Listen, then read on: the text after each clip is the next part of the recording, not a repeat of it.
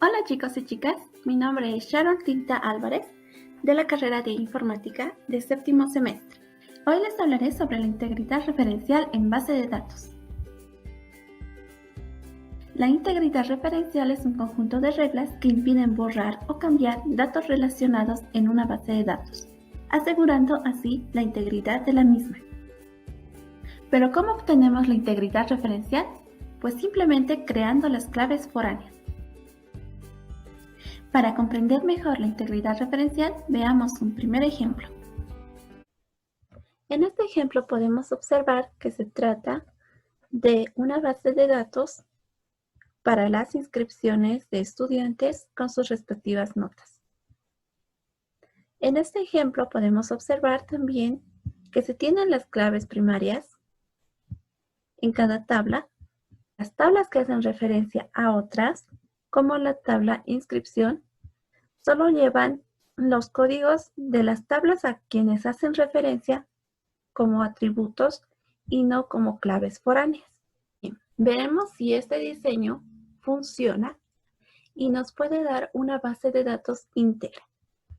Ya estamos en el gestor de base de datos. Aquí tenemos nuestra base de datos ya creada con las distintas tablas y la creamos sin hacer referencia a las claves foráneas. Y eso lo podemos comprobar con esta instrucción. Aquí podemos ver que la tabla inscripción tiene clave primaria, el número de inscripción, pero los demás atributos que hacen referencia a otras tablas solo están como simples atributos y no como claves foráneas. Podemos ver que una inscripción, que cuando nos inscribimos a una materia, al final de semestre, solo vamos a tener una nota de esa materia.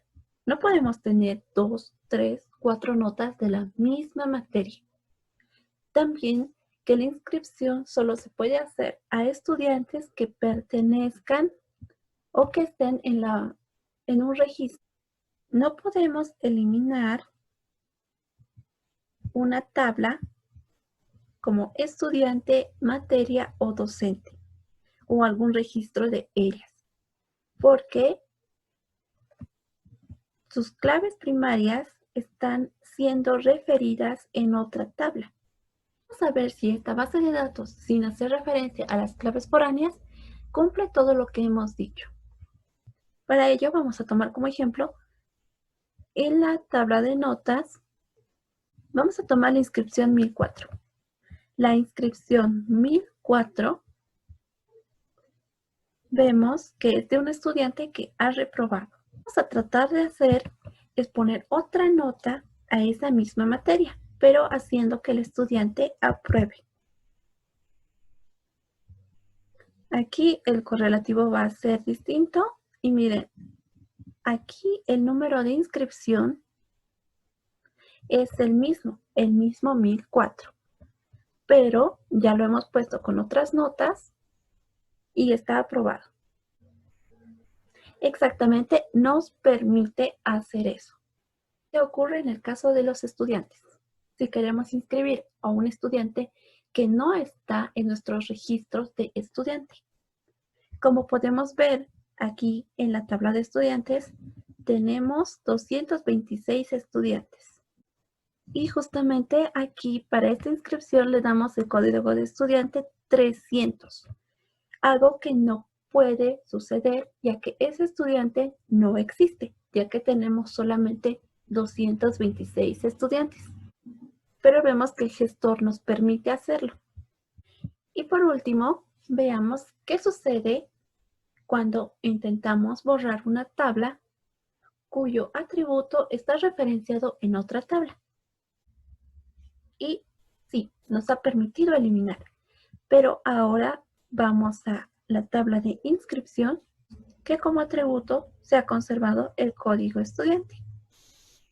Pero ¿a qué hace referencia si no existen estudiantes? En el anterior ejemplo pudimos ver que en una base de datos que no tiene integridad referencial se pueden almacenar registros sin respaldo, registros duplicados. Además que se admite la eliminación inapropiada de registros o tablas enteras. lo que quiere decir que esta base de datos no es íntegra, ya que contiene registros erróneos, duplicados y además una inconsistencia en las tablas. Una base de datos íntegra contiene registros completos, sin errores, sin duplicidad para registros. Ahora veamos otro ejemplo de integridad referencial.